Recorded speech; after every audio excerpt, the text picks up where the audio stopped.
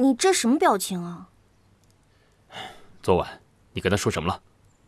我什么都没说啊，我就说让他好好休息什么的。可他为何要离开呢？我怎么会知道？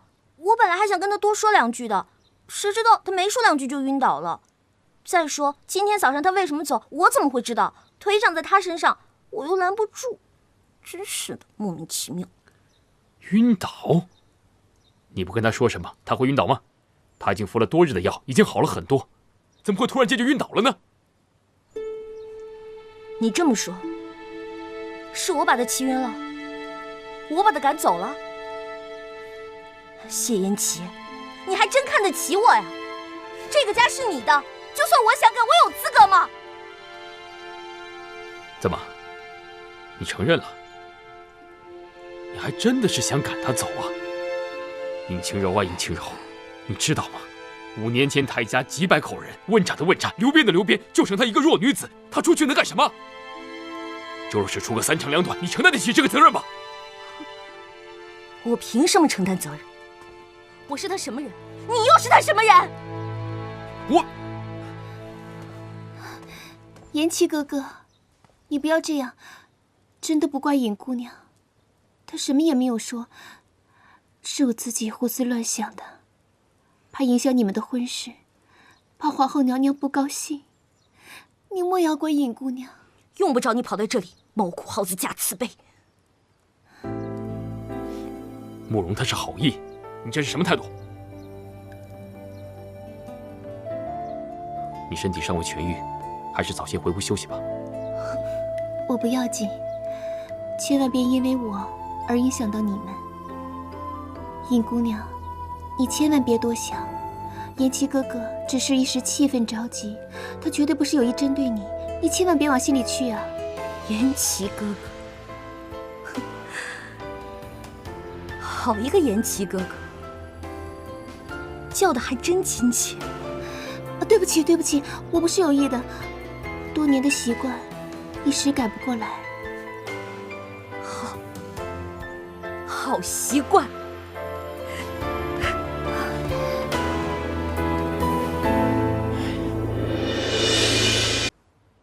姑娘身子好一些了吗？敢问这位姑娘是？在下本名双儿，也是相国的义女，后来就被送给太子殿下。说是义女，只是说来好听罢了，不过也是府中伤心人。姑娘千万别这么说，听你说来，我们也算是同病相怜。双儿姑娘，请坐吧。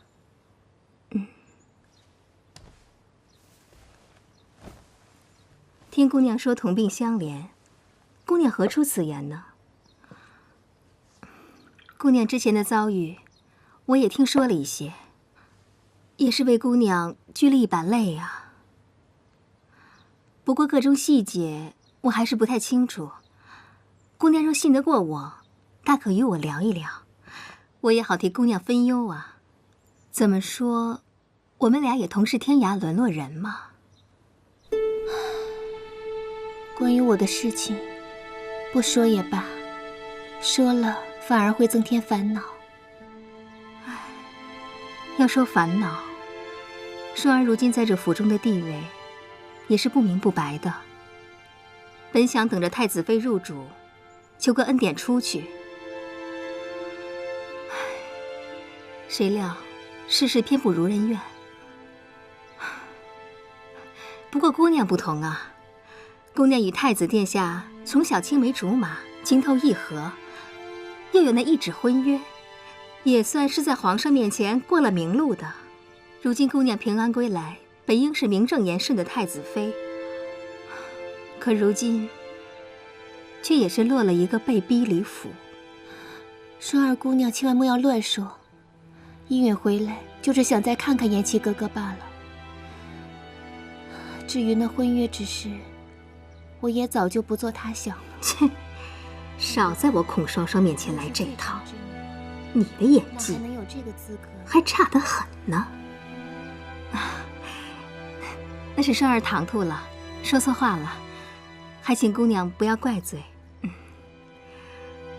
姑娘放心，太子必是守信之人，肯定会履行当日的诺言。只不过这几日是不太清楚怎样面对晴柔姑娘罢了。也希望晴柔能多为我说几句好话，早日让我离开这儿吧。啊，说了这么半天的话，姑娘累了吧？慕容姑娘，你好好休息吧。双儿先告退了，咱们改日再续。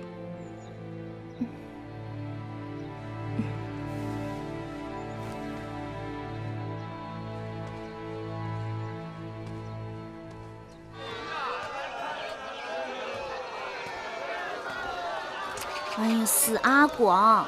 我又不是3岁小孩了，还拿这个哄我。这个你不喜欢？那你看看这些，有你喜欢的吗？独孤远，你什么时候回来的？你和太子回来的第2天我就回来了。那你为什么不回王府啊？你是还在生我的气对吗？即使像我这样的人，看到你们在一起，也不可能做到心如止水。所以我想，还是等我能平静地面对你们的时候，再来见你。那你现在是放下了？啊，我听说那个慕容依允是太子的青梅竹马。现在全京城的人都知道我这个太子妃是第3者了。第3者？哎呀，算了，说了你也不懂。我现在快烦死了，我都不知道该怎么办才好。晴柔，你可以有什么事情都跟我讲。其实也没什么，就是那天我去找慕容依允说话，没说2句话他就晕了，第2天他就要离家出走。那个该死的谢恩琪不分青红皂白的，上来就把我臭骂一顿，说什么是我蛊惑了慕容依允，是我把他赶走的。你说这都什么事儿啊？哎，这还没完啊！慕容依允听到以后，立马就跑过来找我了，说什么根本不是我的错，这本来就不是我的错，好吗？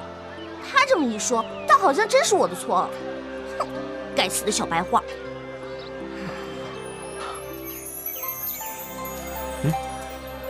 干什么？你不是要小白花吗？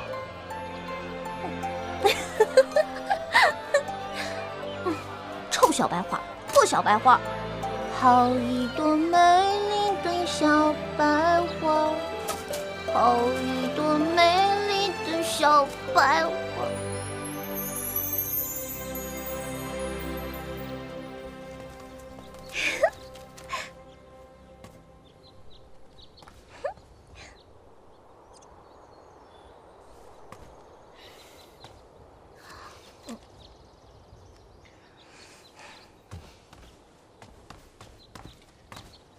独孤，你何时回来的？啊，刚刚回来。晴柔，记着，有什么不开心的，随时来找我。嗯。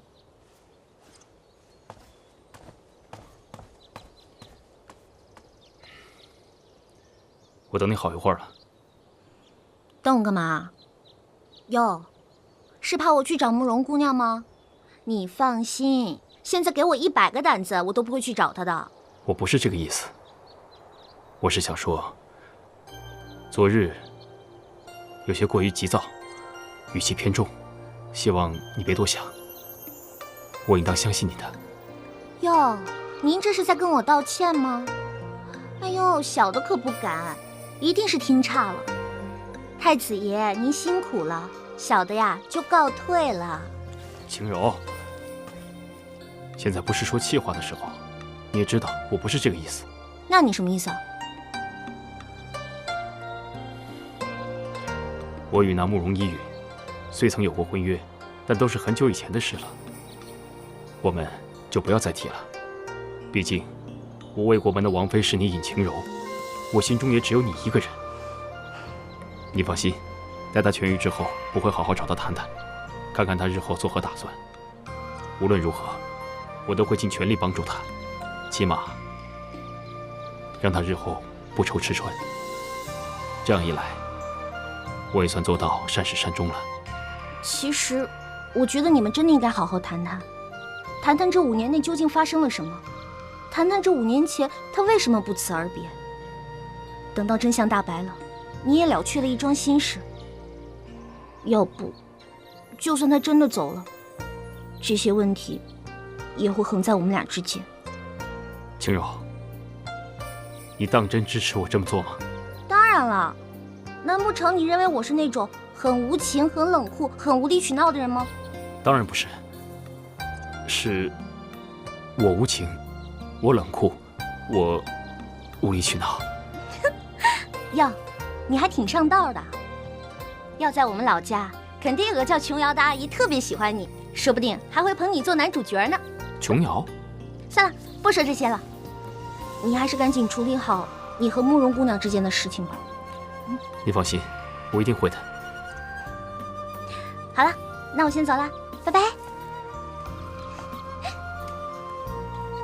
好一个美丽的小白花。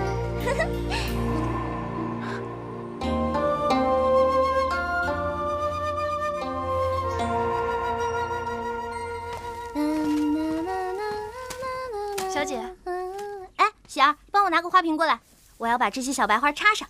好一朵美丽的小白花，好一朵美丽的小姐，慕容姑娘差人来过好几回了，让你到花园里去。不知道这丫头又要干什么，万一又晕倒了，我岂不是又背黑锅了？不行，最好身边有个证人才行。喜儿，你现在去通知太子爷，让他去花园见我，就说我找他有事儿。是。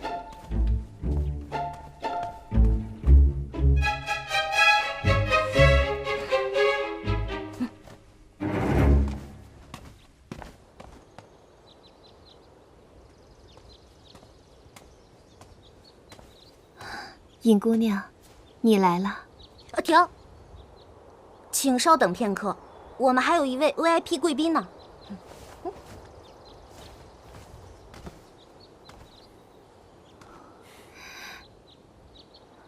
尹姑娘，你这是……你可千万别误会，我只是觉得在咱们2个聊之前，你先跟他说一下比较好。等你跟他聊完了，我们再聊好吗？那我就先不打扰你们了，我先走了，拜拜。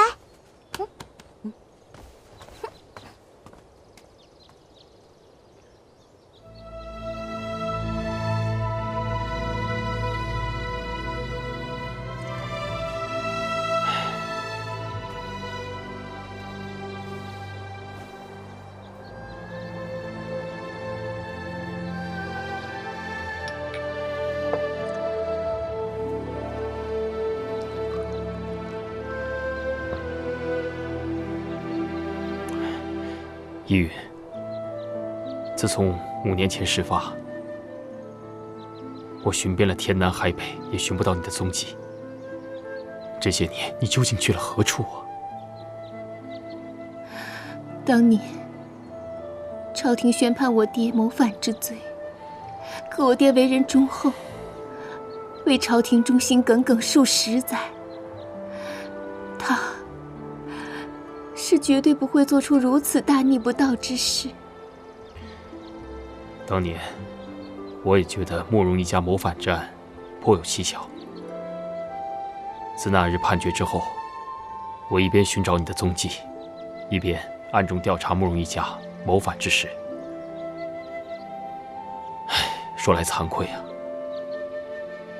日长年久，事无进展。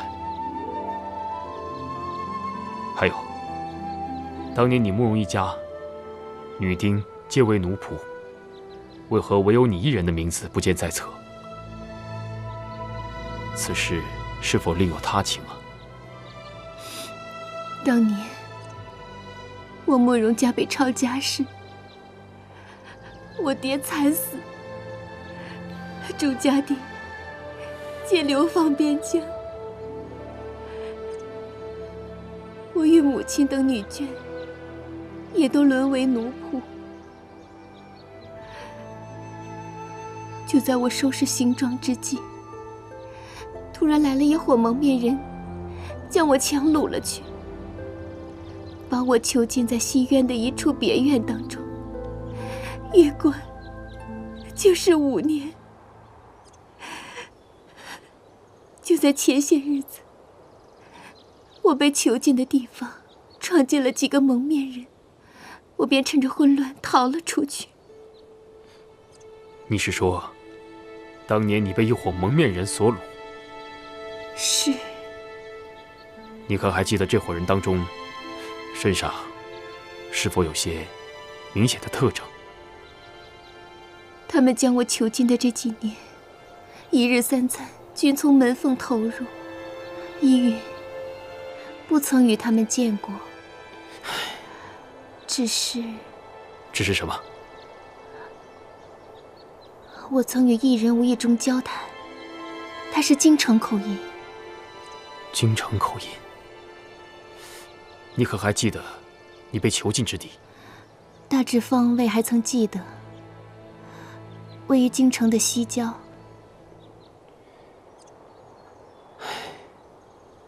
西郊，5年呐，玉云，这些年苦了你了。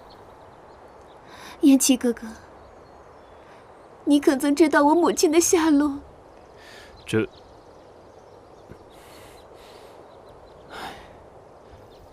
自你失踪后不久，你母亲她就归天了。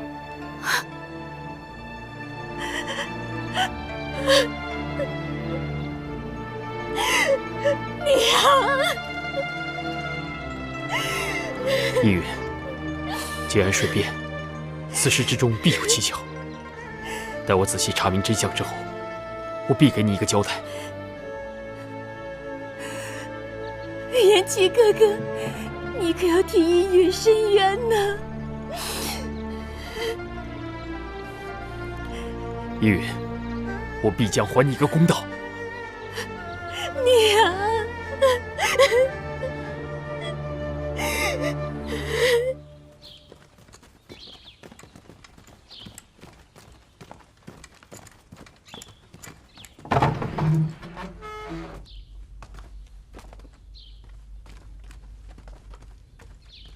启禀太子殿下，属下带人赶到时，已是空无一人。可知此处为何人所住？启禀太子，此宅荒废多年，名册上并未记载归属何人。太子，我等勘察此地，除了打斗痕迹，再无任何线索。叶浩猜测，定是有人怕走漏风声，故意而为之的。这样看来，慕容家一事果然有蹊跷。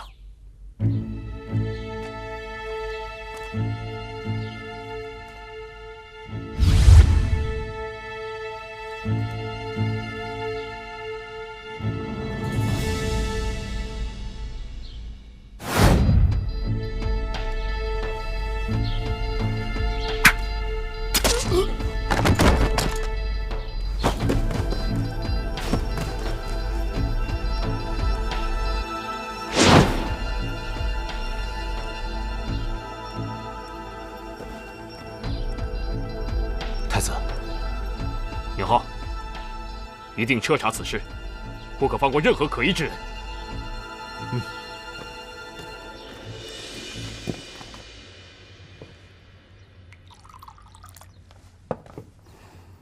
小姐，雪儿，谢延琪今天早上上早朝了吗？太子还是没有去上朝，宫中都派人来问了，可是太子还是不出门。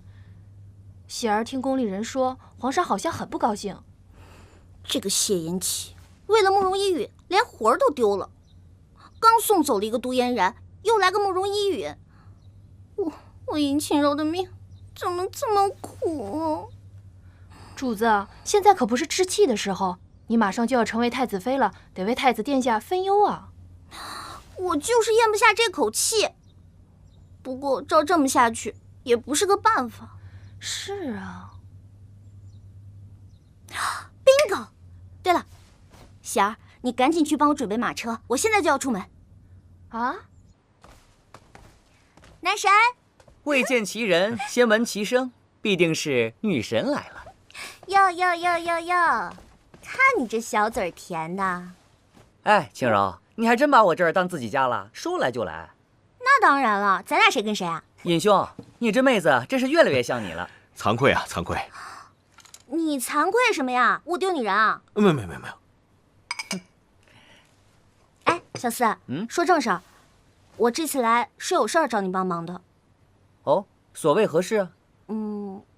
你知道慕容的事儿吗？小王确有耳闻。我是想让你跟尹大哥去帮我劝劝谢延琪，他已经好几天都不出寝宫了，皇上为这个事儿都发飙了。你们儿女情长之事，外人去说又有何用啊？哎，你忘了你曾经答应过我什么啊？四王爷，太子爷与我等去查看囚禁慕容姑娘的地方。5年前慕容家之事有莫大的玄机。哦，果真如此？那当然了，你以为我尹清柔会为了感情的事情烦你啊？我这是为了江山社稷，好吗？算了吧，就你那么点小伎俩，我还看不出来啊。不过晴柔，别怪我没提醒你，三哥和慕容那是青梅竹马，要不是因为遇见你，三哥恐怕为了他一辈子不娶也说不定啊。哟，你还为他说上话了。再说了，你刚才不也说，要不是遇见我，既然他都遇见我了，那自然这些就不一样了。哎呀，我也不管别的了，反正总不能让谢延琪为了一个慕容一羽就丢掉太子之位吧。没想到啊，你有这么高的觉悟，三哥遇上你真是他的大幸啊。这个不用你告诉我，我都知道。哎，这个忙你到底帮不帮？不帮。哎，你，那我还算是朋友吗？够哥们儿。那还用说？王爷，尹将军，太子殿下偶感风寒，恕不见客。哦，是吗？那我就更应该进去看看了。三哥，听说你病了。三哥，哎，坐着歇就得了。我这是没办法。三哥，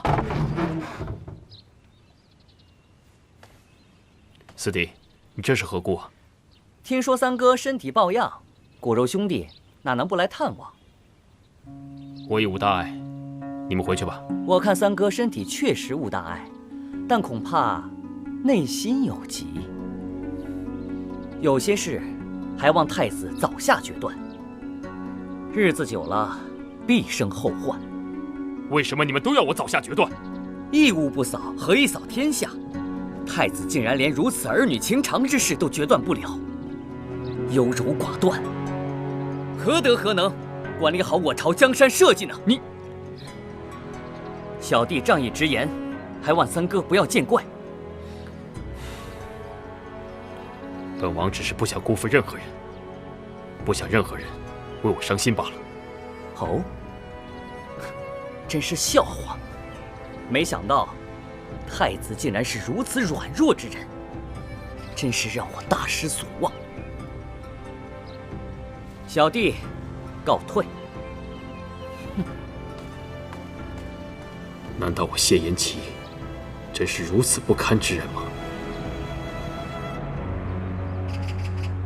李长，在。进宫。是。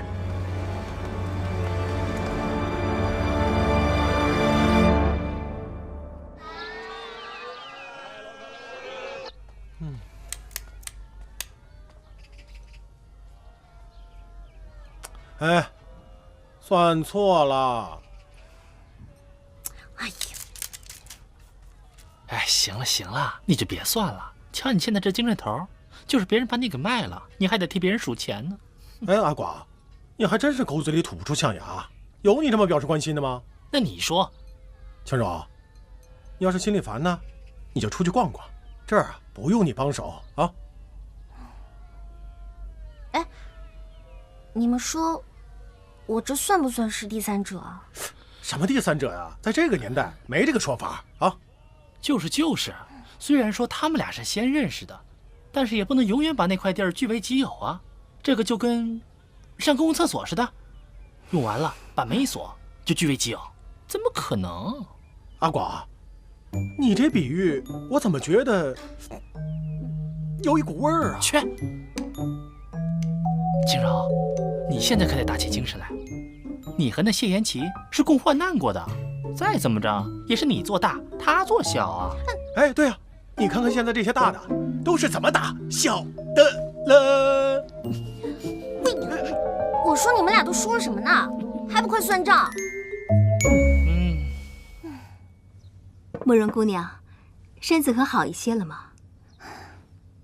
多谢双儿姑娘，依允的身子已无大碍了。那就好，双儿熬了一些参茶，给姑娘补补身子。多谢双儿姑娘。慕容这次来到太子府上，府内上下看到依允都是一副敬而远之的模样，真是寒心。可是唯有双儿姑娘对依允关爱有加，慕容实在不知该如何报答。姑娘这么说，就是见外了。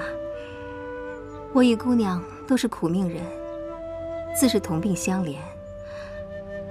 我既长姑娘几岁，以后我们不要见外，自是姐妹相称吧。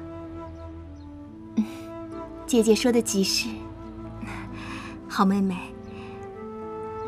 姐姐有一句话，不知当讲不当讲。姐姐但说无妨。刚才我进来时，看到你一直拿着一块玉佩发呆，这是为何呀？这枚玉佩是当年延琪哥哥送给我的定情信物。慕容被囚禁了这么多年，数次想要送死，可是每当我看到这块玉佩，想到有朝一日能够再次见到延琪哥哥，就有了活下去的勇气。妹妹对太子殿下果真情深呐。怕只怕物是人非，事事休。如今延琪哥哥身边已是有了那晴柔姑娘。好妹妹，你不能总是这样想，你也该为自己打算打算呢。如今你与太子殿下也是情真，只要你努力争取，那一定可以挽回的。可是那晴柔姑娘待依允不错，依允怕是……妹妹，你才来王府几日？那尹晴柔在府里只手遮天，所有人都得听命于她，所以大家才会对你敬而远之的。唉，如今在这府中，姐姐也是苟延残喘。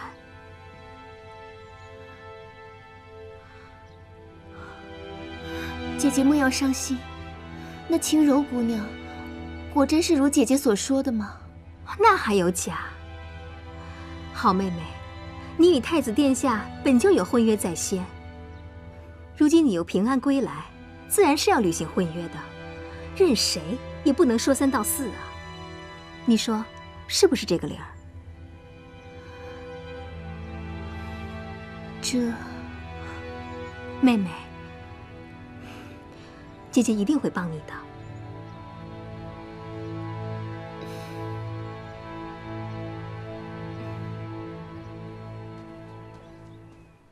儿臣参见母后。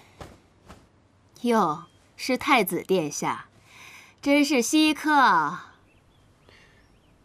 不知母后召儿臣前来，所谓何事？我听说，慕容家那个逆子慕容依允在你府上。正是。你为何不将他交予刑部处理？儿臣怀疑慕容家一事，乃是被人陷害。儿臣正在彻查，更何况这依允与儿臣亦有婚约在先。你那女子的婚约早就作废，在儿臣这里不曾作废。哦，那你是怎么想的？儿臣只是不想再一次对不起她。那你想怎样？难道要立她为太子妃吗？女子的婚约早就作废，在儿臣这里不曾作废。哦，那你是怎么想的？儿臣只只是不想再一次对不起他。那你想怎样？难道要立她为太子妃吗？你的那个尹清柔呢？你又将作何打算呢？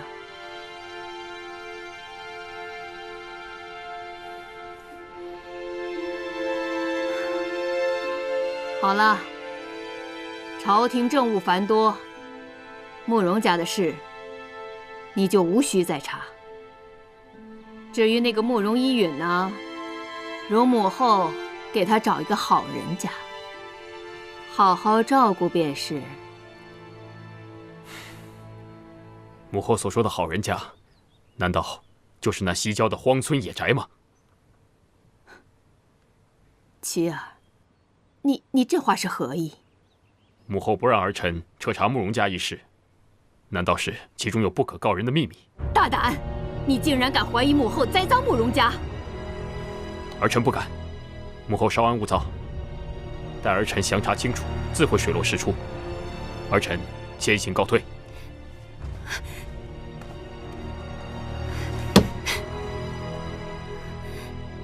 气杀我也！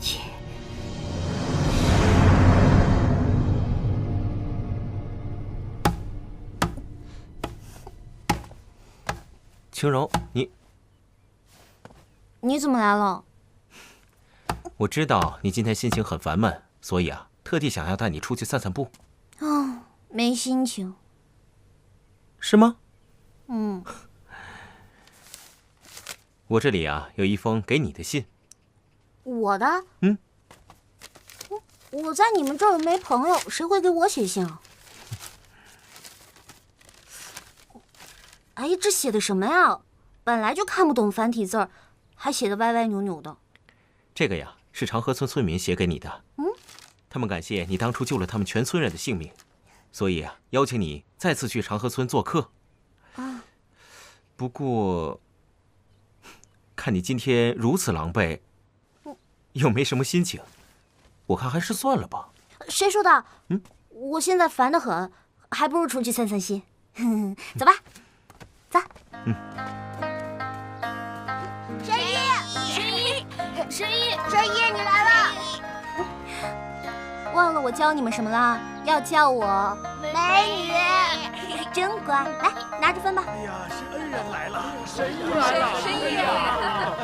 这是我给大家带的礼物。谢谢救命之恩呐！美女，听说你要当太子妃了，皇宫大吗？皇宫里的姐姐都和你一样善良美丽，又有本事吗？娘亲说，如果你当了太子妃，就不会来看我们了。小石头，别瞎想，美女姐姐还有事情呢，赶紧你们去玩吧，去吧去吧。乡亲们，你们也去忙吧。好，谢谢了，谢谢。青柔，其实你在我心里，就像一只自由翱翔的小鸟，你是属于天空的。若你真进了王府，做了太子妃的话，你就像折断了翅膀一样。你扪心自问一下，这真的是你想要的吗？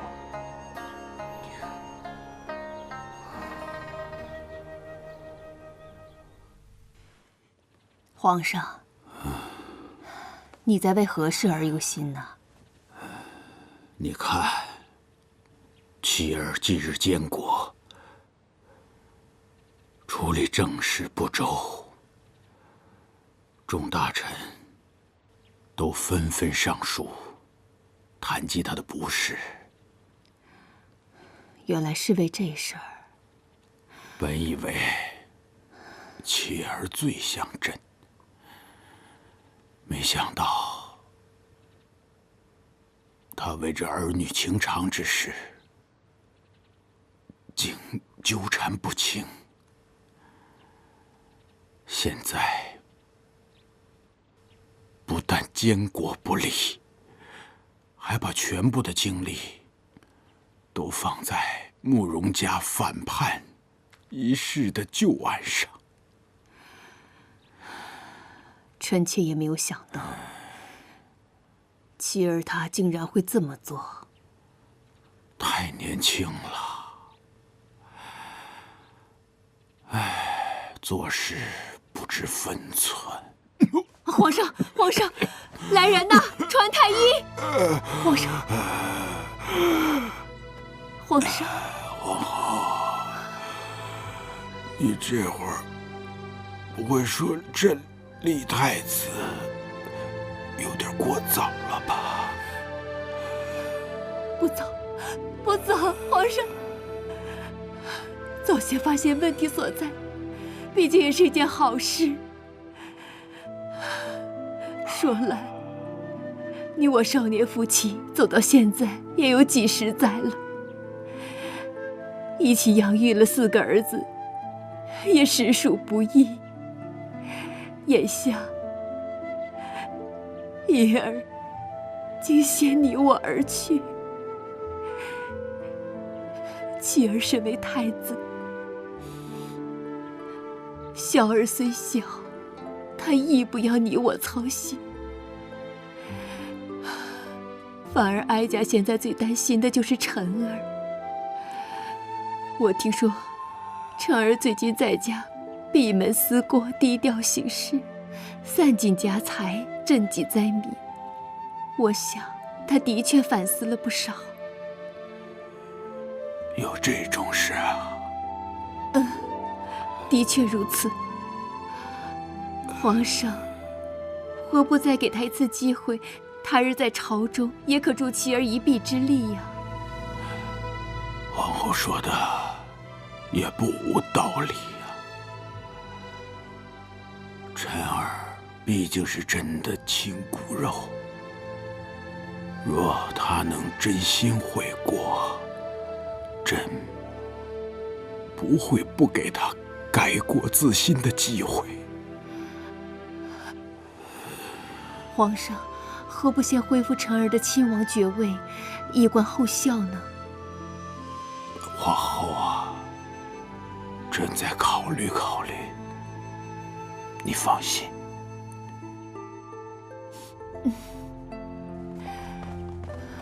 娘娘，太医来了。皇后娘娘。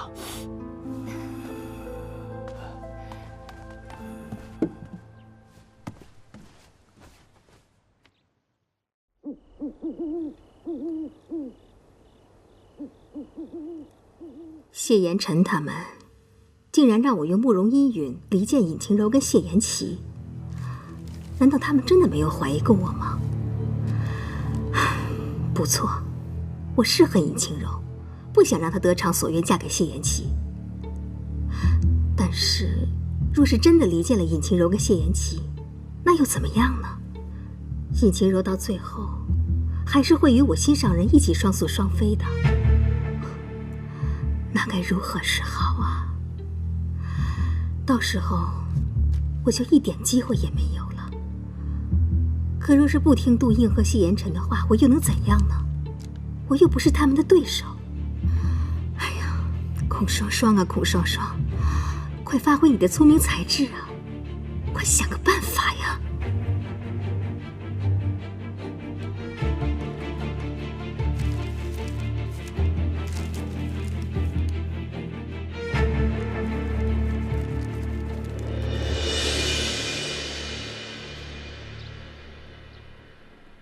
朕今日来是有要事宣布。小球子，是。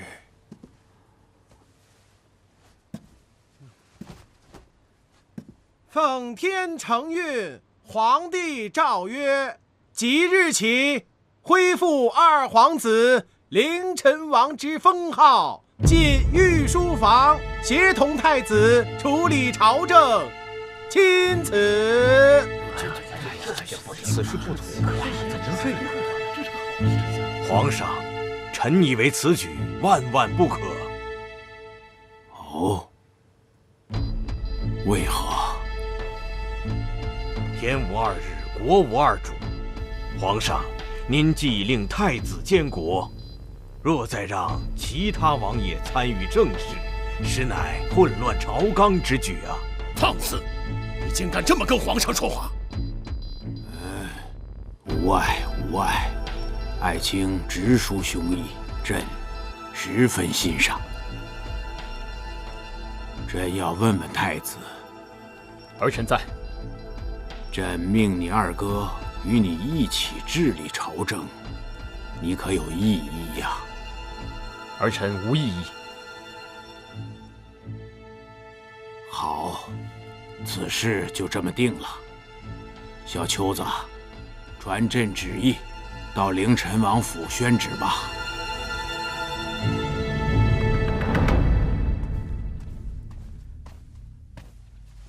儿臣参见母后。是臣儿啊，多日不见，母后甚是挂念呢。母后，儿臣近10日静思己过，日日夜夜祈求父皇母后身体安泰，江山社稷长久治安。乖孩子，母后知道你孝心一片，实在是欣慰。你本无大错，你父皇恢复你的封号，你可要珍惜呀。是，儿臣记下了。今日来，儿臣就是谢谢母后，谢母后为臣儿所做的一切。相国告诉你的吧？哦，是。罢了。你既已知晓，就更应该尽心竭力地为朝廷做事才对。儿臣谨遵教诲。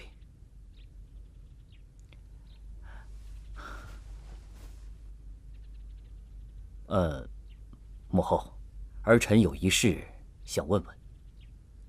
但说无妨。那慕容家之事，慕容家的事，你就无需再问。是，儿臣多言了。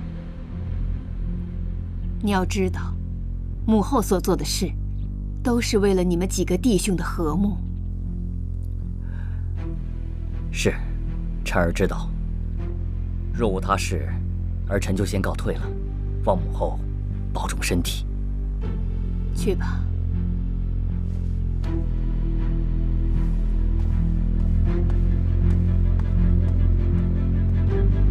慕容家的事，我绝不后悔。凡是毁我江山社稷之事，我定不会饶恕。哼，慕容依云，就算你逃出来了，我也绝不会就此罢手，更不会让你嫁给妻儿。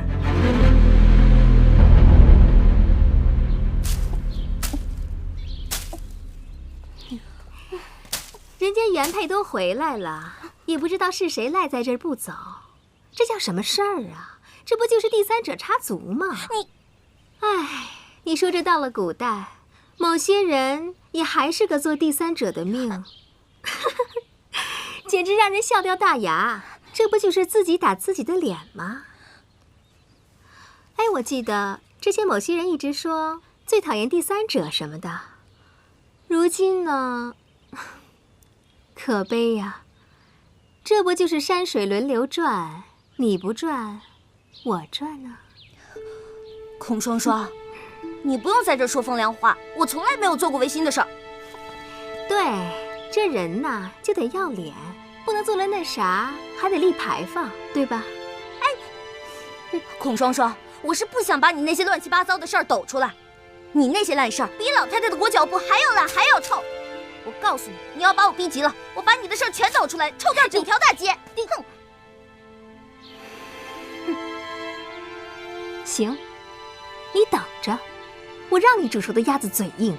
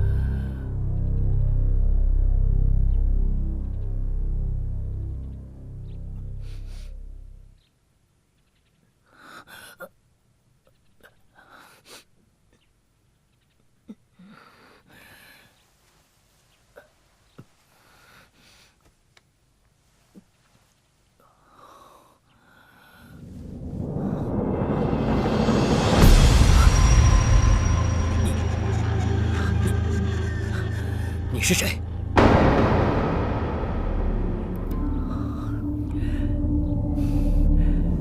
是不是老三派你来杀我的？来人呐！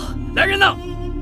王爷莫慌，我若是想杀你，在你晕的时候就动手了，何必要等到现在呢？你既然不是来杀我的，找我所谓何事？王爷不觉得最近做什么事情都很顺利，心想事成吗？难道王爷不曾想过这暗中是否有人帮助你吗？难道那个人是你？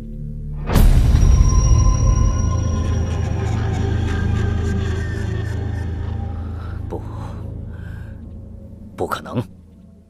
说，你究竟是谁？你找我到底有何事？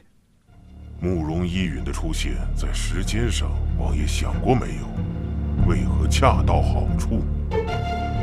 王爷就没有想过，这世上哪有这么巧合的事情？说这么多，如果王爷不信，那我也不说了，在下告辞了。慢！俗话说，兵行险招，他信誓旦旦，想必所言非虚。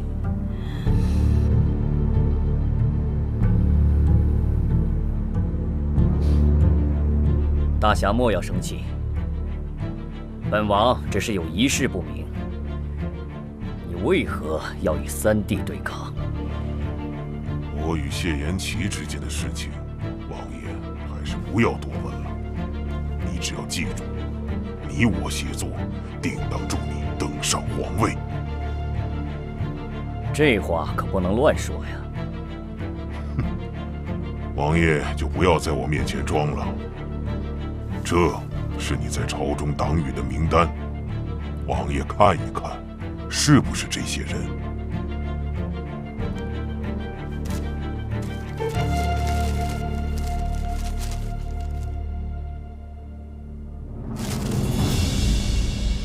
敢问大侠，究竟何人？这些你无需多问，你只要记得跟我通力合作，这皇位必定是你二王爷的囊中之物。哼！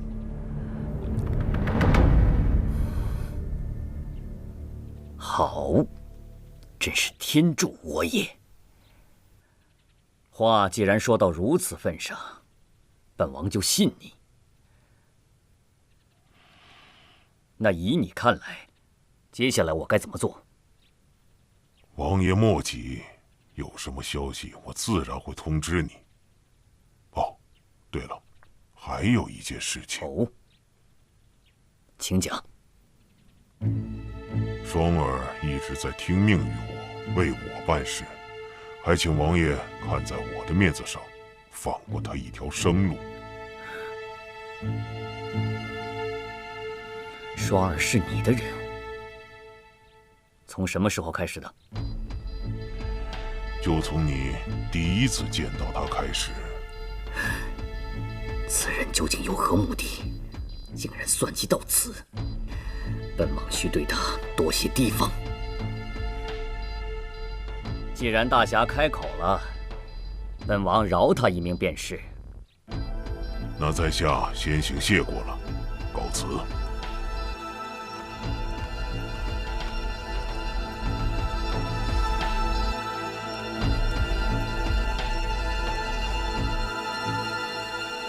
竟敢将本王玩弄于股掌，本王定让你付出代价。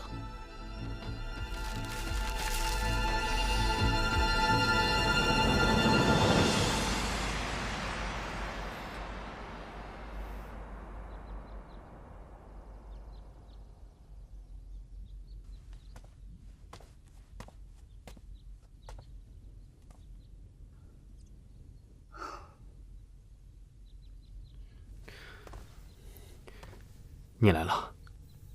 嗯。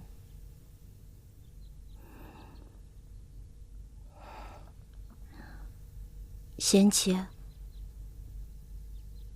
你究竟是怎么想的？我这次来，是想给你我之前最后一次选择的机会。我也不知道，近日来心乱如麻。究竟是什么事，让你竟然如此难以取舍？我越是调查慕容家一事，越是觉得其中必有蹊跷。慕容家获罪，与先帝最宠爱的皇子梁王有关，可母后如此厌恶依允，却是因为我。我希望你能正面回答我的问题，你究竟是怎么想的？只是觉得身为皇子，却连自己最心爱的女人都保护不了，真是无能啊！那你现在还是爱着慕容依允，对吗？不，我说我保护不了的那个女人是你啊，青柔。自从你待在我身边，这一路以来竟全是凶险，加上这朝堂之上步步惊心，我就更加开始怀疑自己的能力了。既然如此，我不会再让你纠结了。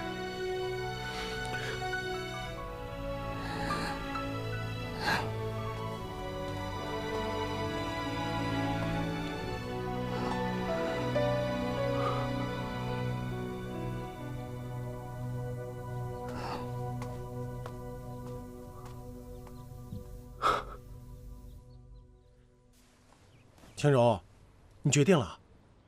你可得想好了啊，这可不是一场说走就走的旅行。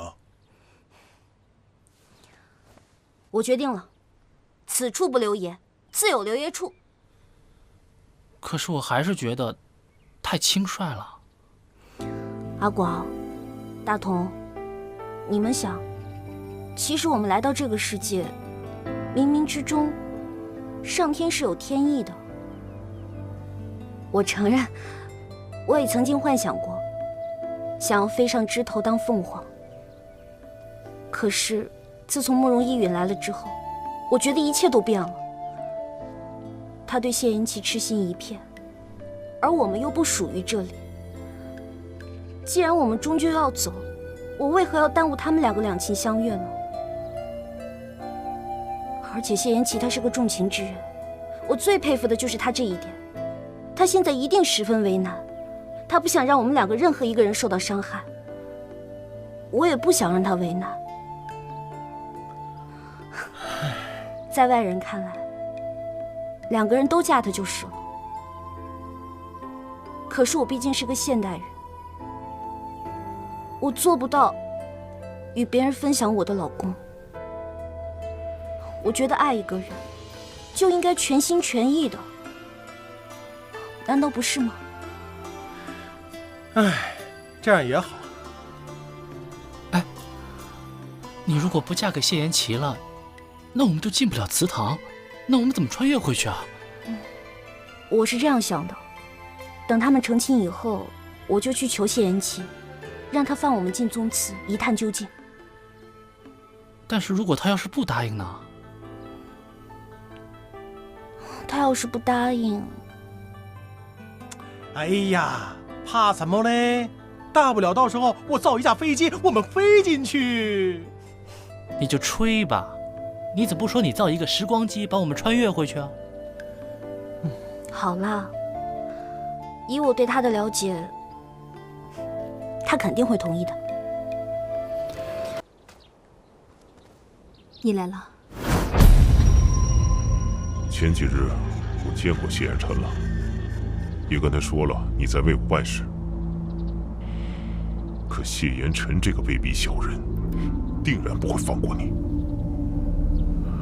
所以你常住在太子府里，也不是长久之计。你是在关心我吗？我在城外备了一辆马车，你去江南躲一躲。这些银票足够你下半辈子的生计。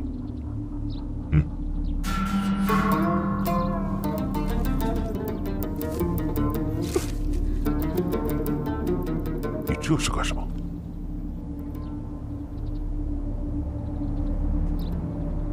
你让我走？是，我是在帮你。难不成是因为我在这儿，耽误你和你心上人双宿双飞了吗？我的好意你爱领不领？你好自为之吧。你，我孔双双可不是那种用完了就能一脚踢开的人。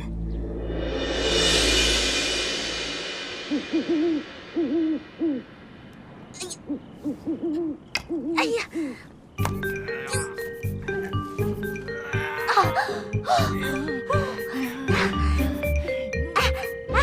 高点，再高点！哎，大姐，你能不能每次换一个桥段，就用这一招啊，翻墙？高点嘛，再高点！哎，你多少斤呐？本小姐身轻如燕，好吗？再高点！啊！高点！踩死我了你！哎，你再高点啊！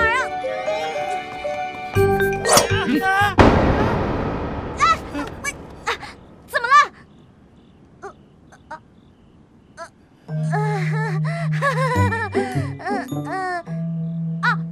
今天晚上月亮好圆，好漂亮啊！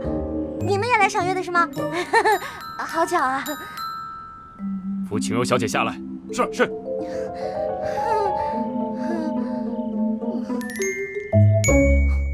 此番为何又要逃走？之前不是答应过本王不再逃跑了吗？既然被你发现了，那我就不隐瞒了。我觉得待在这儿不舒服，所以我就走了。真是儿戏！你我既有婚约，你为何不给本王时间？为何如此不相信本王？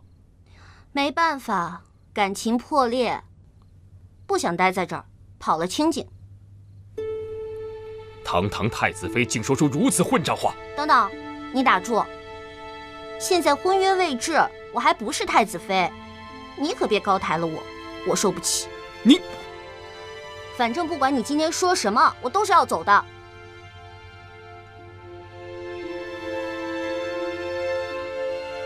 来人呐！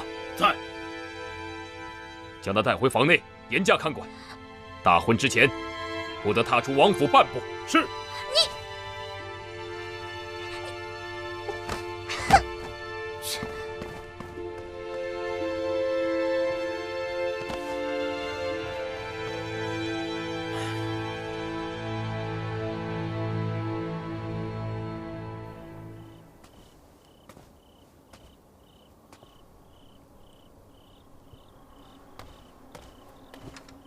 尊上，晴柔姑娘出门时被灵齐王府的人发现了，此刻已被太子软禁。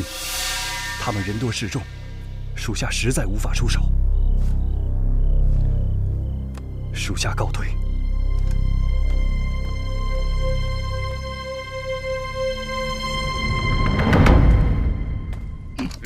让我过去，我有话要说。让他进来吧。王爷，哼，不对，今时不同以往，应该是太子殿下才对。你有何事啊？我刚刚去晴柔房间探访，为何周围全部都是侍卫？王爷，你这是什么意思？你这是禁锢人身自由！住口！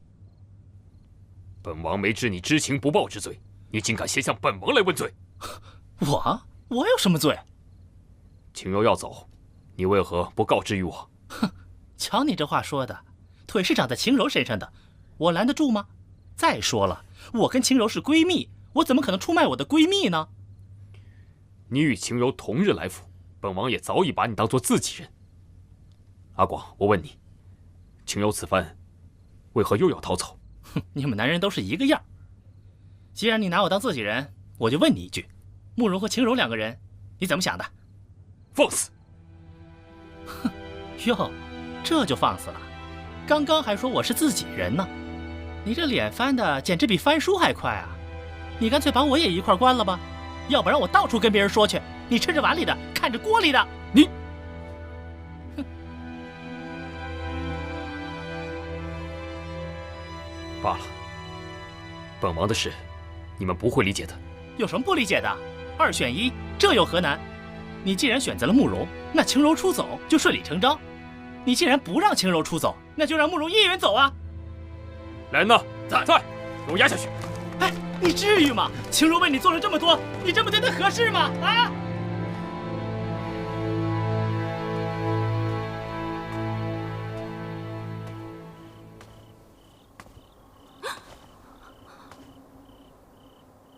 你为何见到我如此慌张？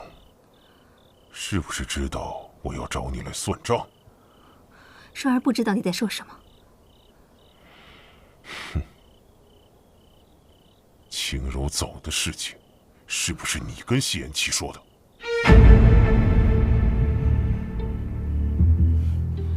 是。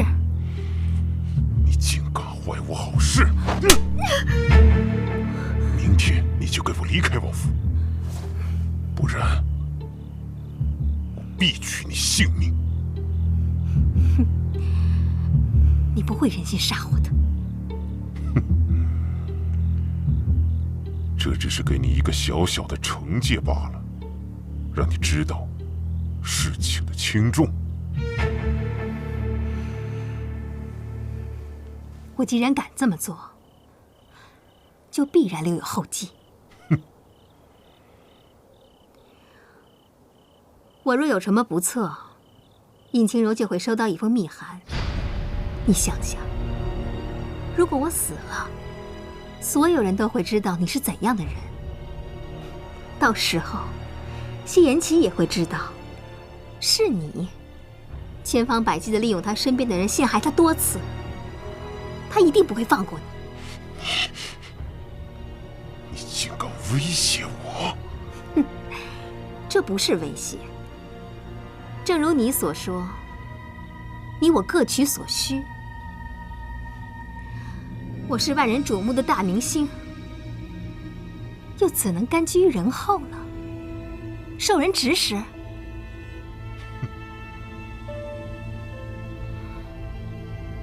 你别以为你手中有我的把柄，我就不敢杀你。这世上还有你不敢做的事情吗？我只是想让你知道，我对你是有多重要。孔双双，人的忍耐是有限度的，你不要逼我。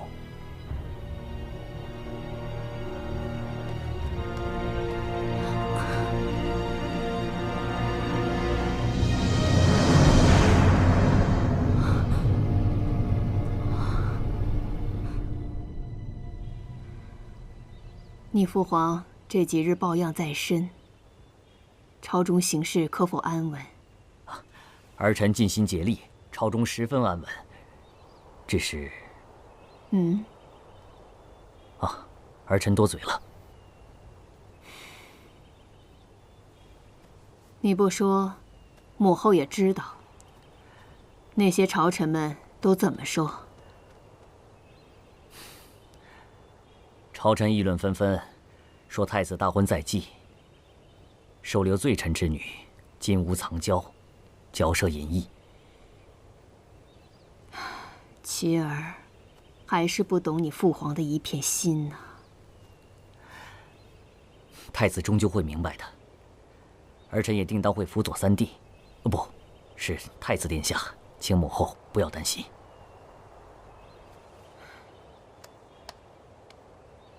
还是你最懂事。为何你父皇不选你做太子呢？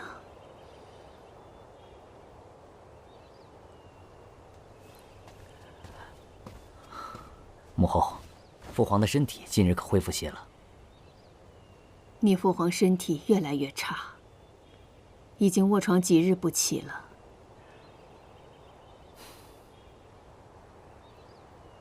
父皇那吉人天相，定当会逢凶化吉，母后切勿忧心呐。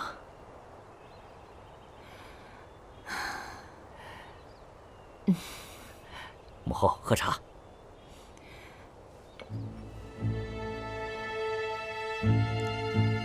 前些日子我见过皇帝，现在那老糊涂并无意让我取代谢延齐的太子之位，只是让我做他的左膀右臂，真是笑话。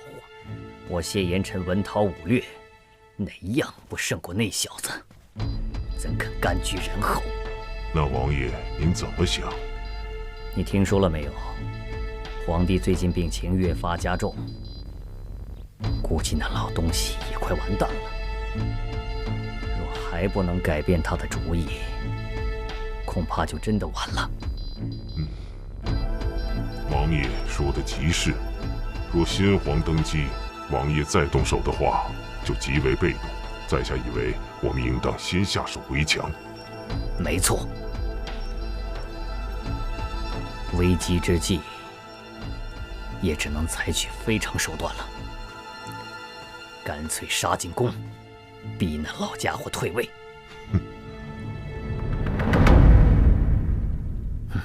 可是，这朝野上下的重臣还有许多要害关节，我还未曾打通